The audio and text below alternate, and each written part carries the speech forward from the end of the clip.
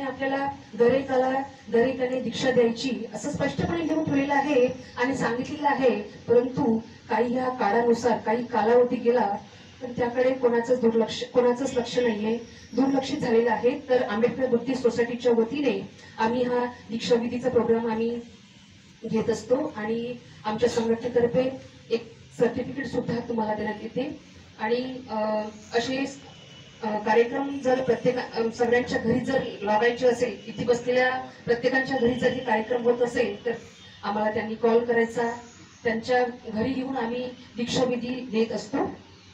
तर बाबासाहेबांनी सांगितल्याप्रमाणे दरेकाला दीक्षाविधी द्यायची। आपल्या भारतामध्ये असे विद्वान लोक आहेत की ते म्हणतात आपल्या पूर्वजांनी दीक्षा घेतलेली आहे तर आपण घ्यायची आवश्यकता नाही।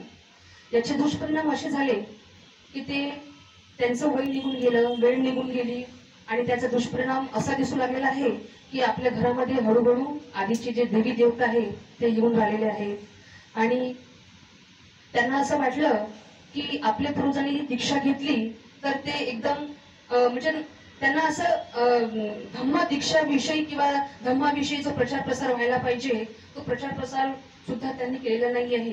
तर मला हेच म्हणायचं आहे, डॉक्टर बाबासाहेब आंबेडकरांनी सांगितल्याप्रमाणे जे 4 संस्कार आहेत त्यामधला विशेष महत्वाचा संस्कार म्हणजे धम्मदीक्षा विधी। एक विधी जो सुरुवातीचा विधी असतो जन्म झाल्यानंतर आपल्या आयुष्यामध्ये नामकरण विधी असतो, दुसरा धम्मसंस्कार विधी असतो, तिसरा म्हणजे आपण ह्या 4 संस्काराकडे लक्ष द्यायचं आणि त्यामधला संस्कारामध्ये म्हणजे दुसरा संस्कार धम्मदीक्षा विधी। त्या दीक्षाविधीला आपण सर्वांनी त्याकडे लक्ष देऊन आपल्या भारतामध्ये म्हणा किंवा या एरियातील संपूर्ण लोकांना ज्यांच्याकडे दीक्षा झालेली आहे त्या सर्वांनी दीक्षाविधी घेणं हे खूप जरुरी आहे। तर